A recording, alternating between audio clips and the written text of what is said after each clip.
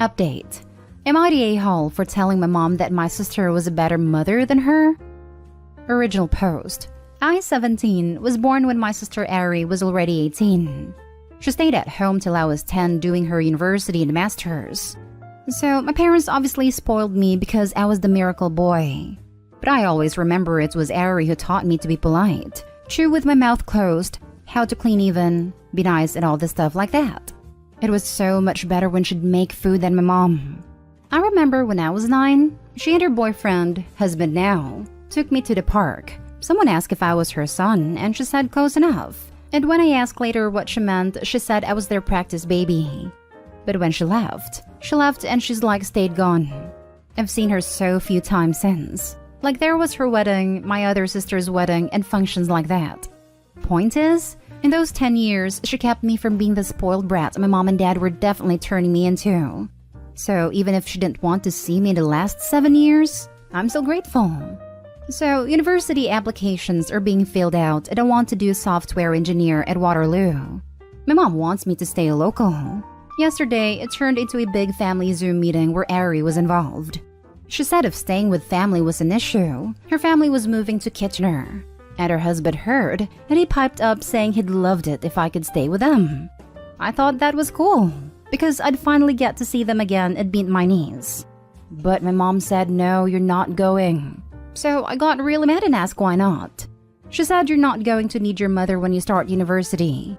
That made me angrier. And I said, before Ari left, she was a better mom to me than you anyway.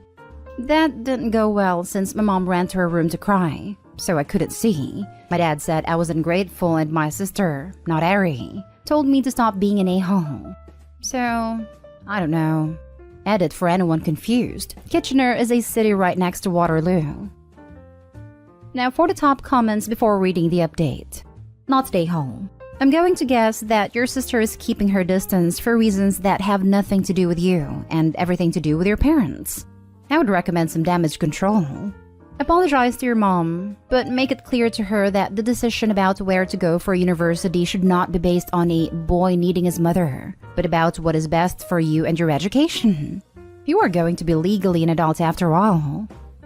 This would totally be the vibe I got too, if not for the park thing though. Like, okay, maybe telling a stranger close enough when asking if Opie's her kid I can kind of see. But then telling Opie that they're her practice baby is kinda off.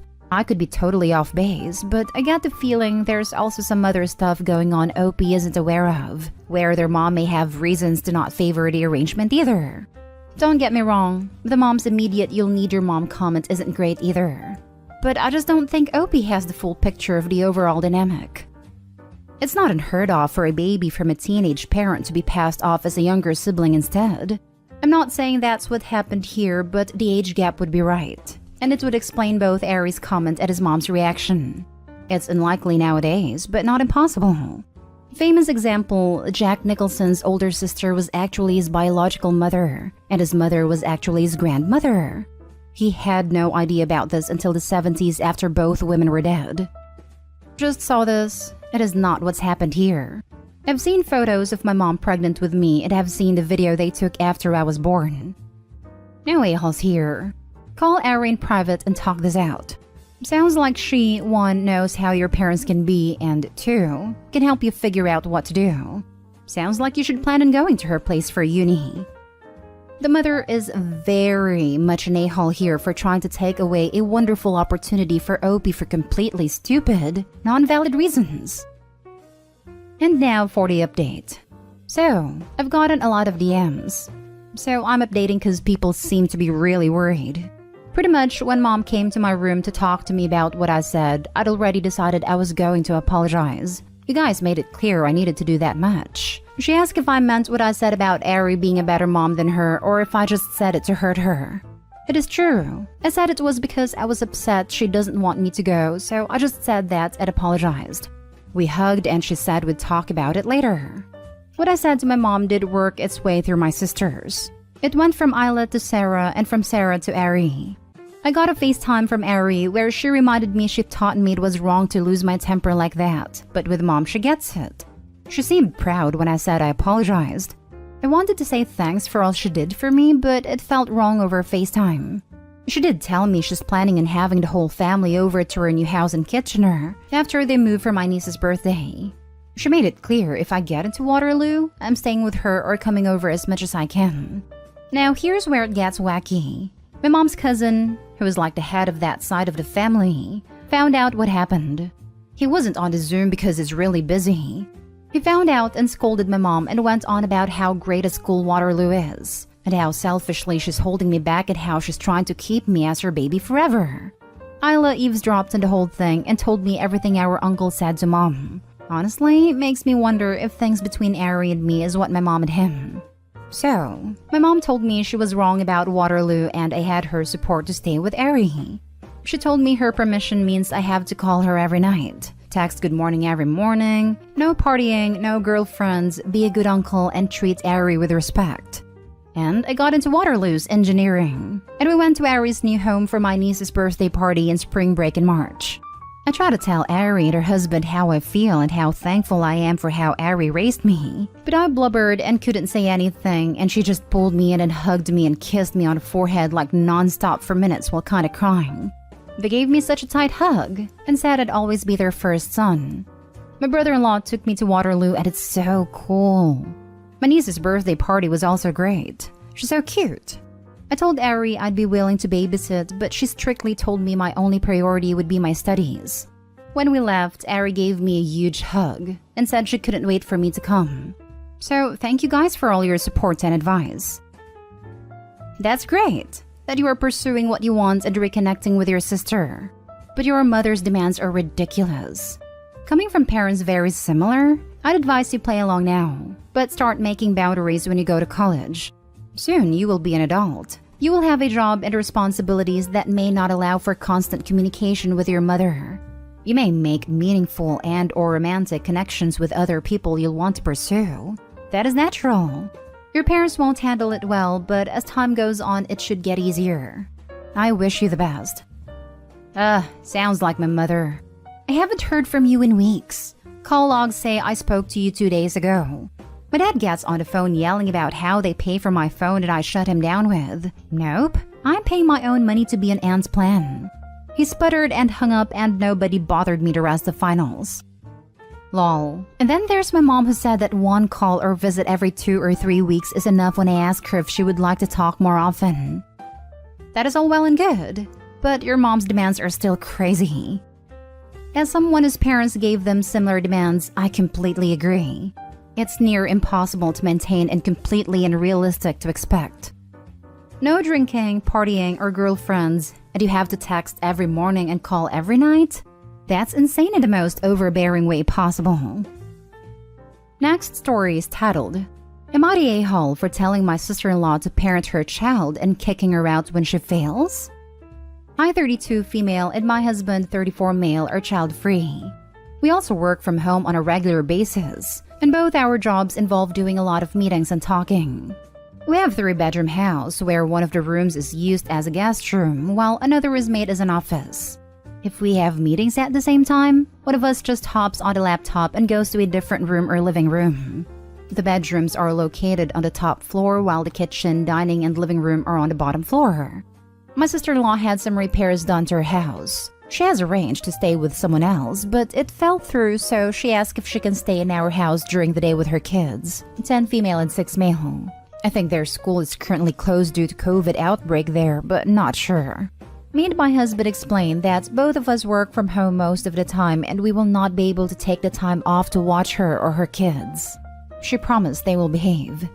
Yesterday, my husband was asked to come to the office, so I was alone with my sister-in-law and her children. It was their first day out of 2 weeks of repairs. I was getting ready for my meeting when I hear a screeching sound. I initially thought that the kids are watching TV and might have turned it on too loud, so I've asked them to turn it down and start the meeting. The sound didn't stop and people in the meeting could hear it, and it was making them uncomfortable. I have tried moving to different rooms, but it was still loud, so I had to leave the meeting and come downstairs to see what the sound is. Turns out my sister-in-law's youngest is throwing a tantrum and she's just sitting there not doing anything. I have politely asked her if she can calm down her child, as the noises make me uncomfortable and interfere with my job. She says, okay, and I go back to my home office hoping to rejoin the meeting. However, the sound didn't stop, and in fact, it became worse. The kid has started banging on the floor. I calm down again and tell my sister-in-law to parent her child and stop this behavior as I'm trying to work, or they have to leave. She was trying to get into an argument, but I have said I had enough, and she must leave now and is no longer welcome to stay for the 14 days she originally planned. When my husband returned, he agreed with me.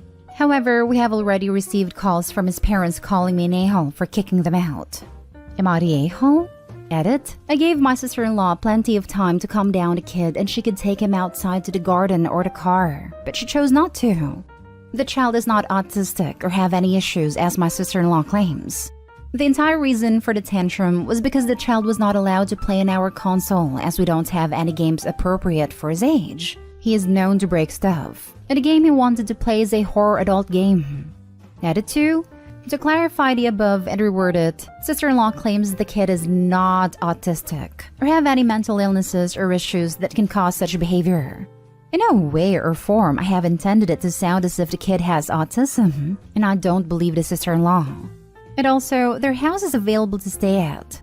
Only one room is being renovated. Their bedrooms, bathroom, and kitchen are still available to use. She just wanted to stay with someone else during daytime as she is not fond of the builders and doesn't like the noise they make, as the builders are there from about 9 to 6. After, she has no issues returning home and staying there. Now for the top comments. Not stay home because while controlling a tantrum is not always possible, taking your kid outside or to the car is. Exactly what I was gonna say. When I was nannying and one of the parents were working from home, I was mindful enough that if a tantrum was occurring, a swift, come on, let's get your shoes on and go for a walk. How about if we can find some ladybird/ant/etc. He loved insects. Even if he was still tantrum zone outside, it then stopped pretty quickly. Yep, I have ushered many kids out of many rooms at houses for various reasons over my years as a nanny. Tantrums, excited playing. I even had to shuffle one kid out of the room while her father argued with someone over a bill belonging to his recently deceased wife. Insisted? I just picked them up and physically moved them. Little people having big feelings can't always do two things at once. Not stay home. Since your in-laws are so upset over this, it sounds like your sister-in-law and kids should go stay with them. That's why they're upset. Haha. Not stay home. Looks like we now know why the other plans fell through. Your sister-in-law is probably so used to her poorly mannered kids she doesn't even notice anymore. The fact that she just sat there without addressing the noise is gutsy. Worst case, she just doesn't care. Best case, she was trying to ride out the tantrum. Which is fair, but you can take your kids somewhere to scream and flail where it doesn't interfere with your gracious host's work. Outside, for example. Now, for the last story. Am I the a-hole for telling my mother she's no longer allowed around my daughters? My mother, female 46, and I, female 24, have never had a best relationship, but it's never been bad per se. For about a month now, every time my daughters, female 5, female 3, female 1-year-old and 8 months, come home from her house, my oldest has asked some weird questions. Here are some of the things my 5-year-old said to me. 1. Mama, do you think I look like a boy? 2. Mama, do you love sisters' names more than me? 3. Mama, do you hate Nana? When I asked why she asked, these were her answers. 1. Nana said blue is for boys. 2. You spend the most time with them. And 3. Because you never let youngest sister go with us. She's not even 3 months old yet. Another thing she said one day was, Mama, I want to stay with you.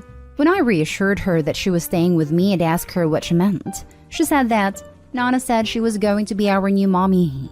When I confronted her about these things and the new mommy thing, she said that my daughter must have misunderstood something and claimed she was telling them she was going to be a new mommy, was going to get a puppy, and my daughter must have thought she was saying that she was going to be their new mommy. I asked her to watch what she says around my kids and reminded her that little ears are always listening. I picked them up today and my daughter said, Mama, do you think we're fat? I asked her why she asked me that. Nana said you must be trying to get us to lose weight. I called my mom and asked her WTF that meant. Them girls are always hungry when they come over my house. You don't feed them enough. No, dumbass. They have no limitations and a lot more options at your house. That's why they like it. Then I was fixing lunch and she asked me if they take away kids like her. I asked her what she meant. She elaborated with kids that go to church, which means poor kids. I told her that the church is there to help people and nobody will ever take her away from me. She told me that my mom was telling her that she was going to have to take care of them when they got taken away. I asked her if Nana said why they'd get taken away. She said Nana said they take girls for mommies that need help to take care of them.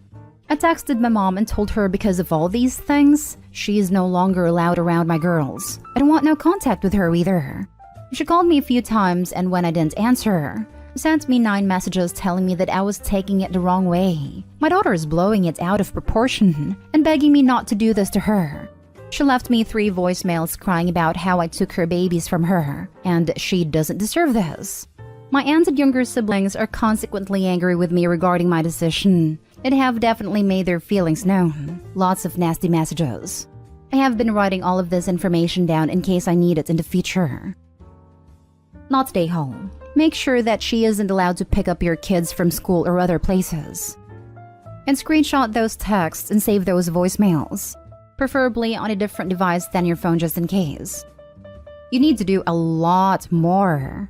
Make an appointment with CPS and document these incidents with the dates and specifics. She's already tipped her hand to having a plan to take your kids, using the system to do it. Get over it to just know mother-in-law and follow the advice.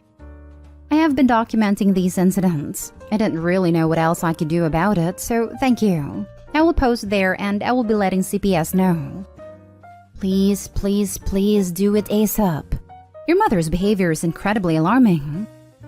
How do I even go about that? Do I just call CPS and tell them these things? Sorry if I seem ignorant to it. I've never had to deal with CPS for my kids or really anything like this before.